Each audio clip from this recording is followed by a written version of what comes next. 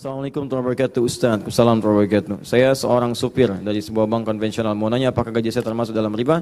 Dan apabila saya zakatkan sudah bersihkah gaji saya?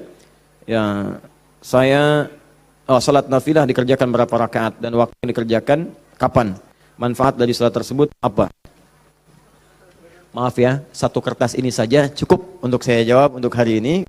5 pertanyaan dari sini saja. Yang lain nanti saya inikan di official. Baik ini, kalau Anda ragu dengan sesuatu, maka cari yang meyakinkan. Sudah, itu jelas hukumnya. Awas, hati, innal halala bayyinun, innal harama bayyinun, wa bainahuma umurun mushtabihatun. Ya, yang halal itu jelas, yang haram itu jelas. Di antara keduanya ada yang syubhat. Rumus syubhat itu tanya dulu kejelasannya. Kalau memang tetap gak jelas, maka tinggalkan, itu lebih bagus. Paham ya? Saya kerja Ustaz di bank konvensional, bagaimana hukumnya? Kalau ada ribanya haram hukumnya. Kalau kemudian tidak mendapati yang lain dan darurat hidup ada di situ, maka sifat daruratnya muncul. Tapi darurat sifatnya sementara, bukan sementerus. Jadi sambil di situ, antum mencari pekerjaan lain. Ya ada di bank syariah misalnya, ada yang lain misalnya, silahkan masuk ke situ. Yang ininya kemudian antum kurangi, itu persatu sampai dapat yang baru itu, tinggalkanlah yang meragukan di situ. Paham ya? Ya itu hukumnya, jelas sekali. Kemudian salat nafilah. Nafilah itu betul, salat nafilah hukumnya sunnah. Ya banyak jenisnya, kapan waktunya, bagaimana ragamnya. Contoh, ada yang siang sampai ke malam, namanya rawatib. Hadisnya At-Tirmidzi nomor hadis 586. Ya ada berapa bilangannya? Yang pokok ada 12. Misal, apa bunyinya? Bunyinya kurang lebih qala Rasulullah sallallahu alaihi wasallam. Ya perhatikan baik-baik teman-teman sekalian. Man shalla 12 raka'atan, siapa yang salat 12 rakaat fi yaumin wa lailatin, dari siang sampai malam, arba'an qabla dzuhri, 4 rakaat sebelum zuhur, raka'ataini ba'daha, 2 rakaat setelahnya, raka'ataini ba'dal maghrib, 2 rakaat setelah maghrib, raka'ataini ba'dal isya, 2 rakaat setelah isya, raka'ataini qabla subhi, 2 rakaat sebelum subuh. Rumusnya 4 sebelum zuhur, 2 setelah zuhur 6, 2 setelah maghrib 8, 2 setelah isya 10, 2 sebelum subuh, jadi 12 rumusnya. 12. Kalau tak mampu 12-nya, misalnya zuhur boleh, hadisnya dari Ibnu Umar mengerjakan 10 rakaat karena tak mampu 12-nya, maka dihitung pahalanya sama karena keadaan yang sangat darurat itu. Tambah lagi misalnya ada sunnahnya mutlak, bukan masuk rawatib, tapi dia masuk, ada yang sebelum salat fardu. Misal salat sunnah misalnya qabliyah asar, sebelum asar, sifatnya bukan rawatib mutlak, tapi dikerjakan sebelum asar, jadi qabliyah. 4 rakaat di Abu Daud dari Ibnu Umar radhiyallahu taala anhuma. Apa bunyinya? Rahimallahu ra'an shalla qabla al-asri arba'an. Allah merahmati seseorang yang salat sebelum asar 4 rakaat. Hadisnya sahih. Ada lagi sebelum maghrib, cuman ini tidak terlampau ditekankan kecuali dalam kondisi yang memang dibutuhkan. Apa bunyinya? Bima makna qala Rasulullah sallallahu alaihi wasallam wa sadaqa rasulu kama qala. Perhatikan kalimatnya, shallu rak'ataini qabla al-maghrib wa la tattakhidhuha sunnatan. Silakan salat 2 rakaat sebelum maghrib, tapi jangan dibiasakan. Wala tattakhidhuha sunnatan, kata para ulama hadis. Di antara maknanya sebetulnya tidak terlampau ditekankan salat ini, cuman kalau sedang ada kebutuhannya silakan lakukan. Apa contohnya? Misal contohnya dalam keadaan sedang di Masjid Al-Haram, ya. Masjid Al-Haram itu fadilahnya banyak. Kemudian orang juga banyak yang tawaf. Sudah adzan, Allahu akbar, adzan.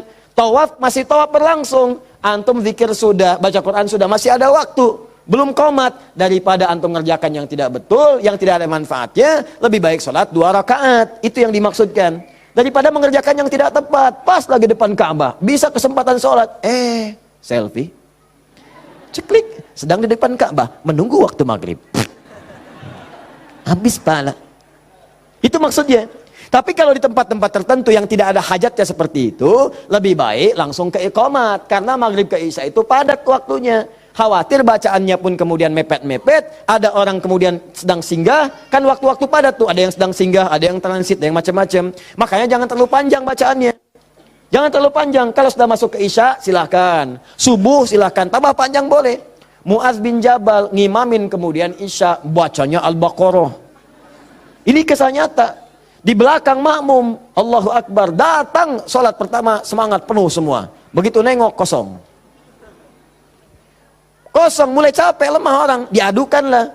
Oh Mu'adz nih, kata Mu'adz, munafik semua, munafik. Marah mereka disebut munafik. Kan Mu'adz benar, orang yang malas-malas sholat isya munafik. Tapi orang-orang juga benar, kami bukan munafik nih, ente yang kepanjangan. Diadukan pada Nabi, ditanya, Nabi klarifikasi, panggil dua-duanya. Masya Allah, madis yang paling indah. Ditanya, kenapa begini Mu'adz? Tanya dulu masyarakatnya, kenapa kalian begini? Kami nggak enak itu munafik sama Muaz. Kenapa Muaz? Ya memang benar Rasulullah. Apakah bukankah engkau katakan orang malas salat Isya itu munafik? Kami nggak terima karena Muaz salatnya kepanjangan. Al-Baqarah, kami capek, kami lelah. Masya Allah. Apa kata Muaz? Muaz, kenapa kamu begitu? Kata Muaz, ya Rasulullah, saya kan ngikutin Anda. Rasul kan saya salat di belakang Rasul, bacanya Al-Baqarah saya ikutin. Muaz, kamu benar, cuman kan saya imam, makmumnya kamu. Tapi kan kalau kamu, imamnya kamu, makmumnya mereka. Itu kalimat dikutip kemudian oleh sahabat Ali bin Abi Thalib. Ketika menjadi khalifah disoal oleh masyarakat di demo. Ali begini, kenapa kalian? Ali gimana sih? Zaman Abu Bakar nggak ada seperti ini. Zaman Umar nggak ada seperti ini. Zaman Utsman nggak ada seperti ini. Zaman kamu kenapa begini? Kata Ali, zaman Abu Bakar, Umar, Utsman, rakyatnya saya. Zaman saya, pemimpinnya saya, rakyatnya kamu. Paham ya? Ah, jadi teman-teman sekalian, kita kembalikan lagi kepada yang tadi. Jadi silahkan untuk salat sunnahnya tadi, ya qabliyah silahkan. Seperlunya sesuai dengan tempatnya. Tambah lagi misalnya dengan salat duha, ada syuruk.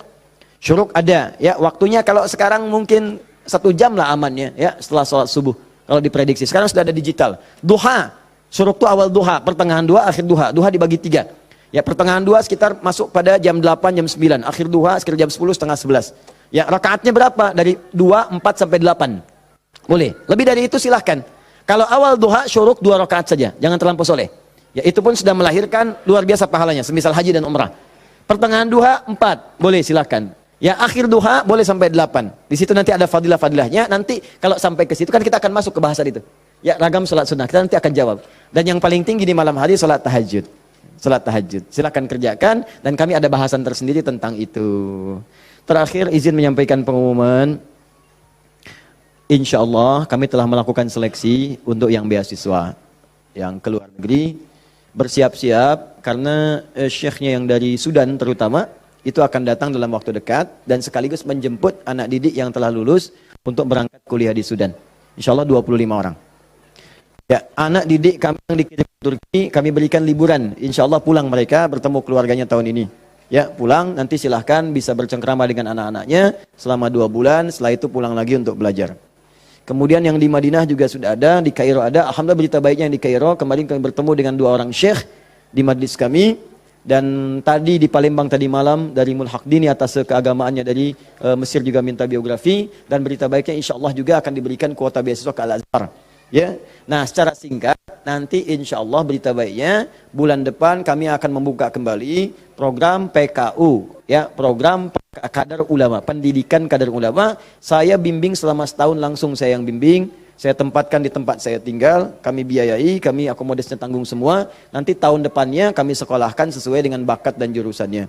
Insya Allah bagi nanti yang ingin ikut berminat akan dibuka tesnya, silahkan nanti ada rentang usianya di situ, ya.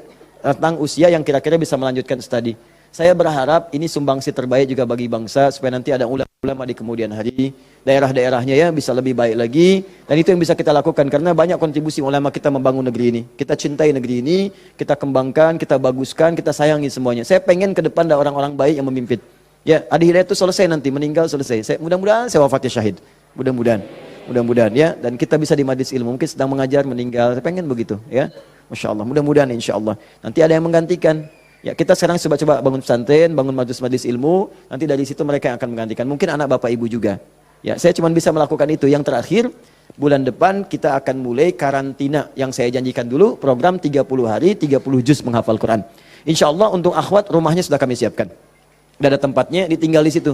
Untuk ikhwan pun tempatnya sudah ada. Nanti akan ada pembukaan, silahkan didaftarkan di situ. Nanti ikut 30 hari. Coba 30 hari ini nggak bisa pulang, harus di situ. Ya, handphone disimpan. Ya, handphone disimpan. Tidak boleh komunikasi dengan handphone kecuali mungkin hari Jumat diberikan kalau ada komunikasi yang penting. Jadi nanti sudah kita akan siapkan, launchingkan. Saya bermohon pada Allah bebas siapa yang pengen ikut boleh silakan. Dan ini lintas batas, mau dokter, mau polisi, mau tentara, mau macam-macam. Saya pengen ada polisi hafal Quran, dokter hafal Quran, tentara hafal Quran, insinyur hafal Quran, ya. Dan semua kalau sudah dekat dengan Qurannya, insya Allah negeri ini datang keberkahan dari Allah Subhanahu Wa Taala.